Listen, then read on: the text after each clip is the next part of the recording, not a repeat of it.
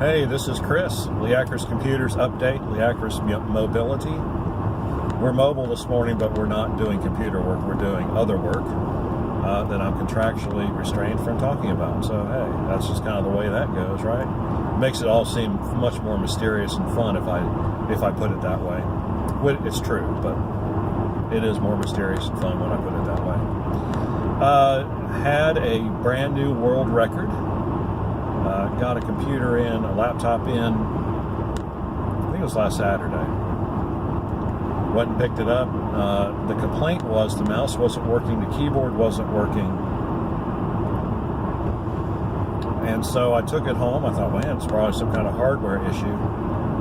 And fiddled with it for a little while, turned it on, turned it off, did all the usual basic, and got the keyboard to work. And so then I was able to run the CCleaner that was on the desktop, and so I did that, and I was amazed to see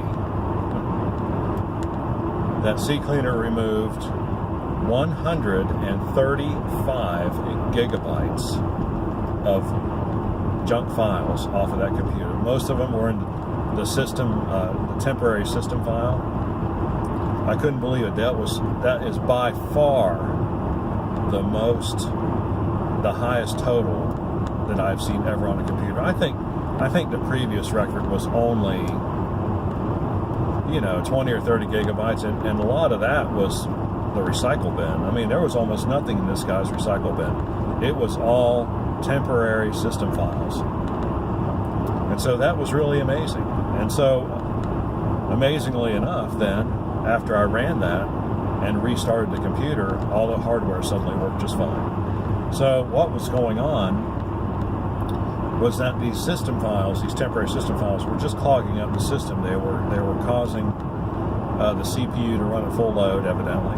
I didn't check that before I ran CCleaner. I wish I had now to verify that, but that's generally what happens. You get a bunch of extraneous files on a Windows installation.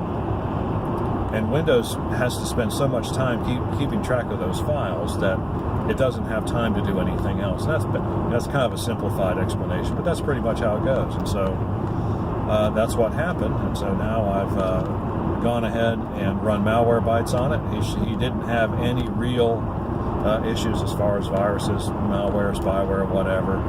And of course, then I ran the defragmenter, my defrag on it.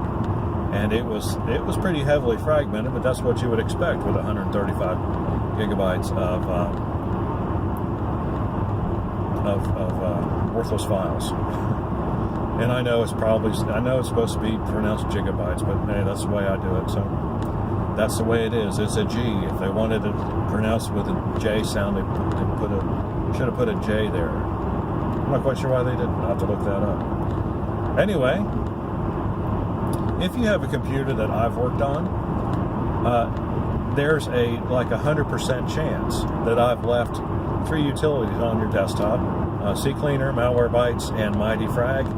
If you will just run those once a week, you'll find that you'll hardly ever need to call me ever again, because that will take care of about 90% of your problems. That's all you gotta do. The other 10% are things that I'll be happy to fix.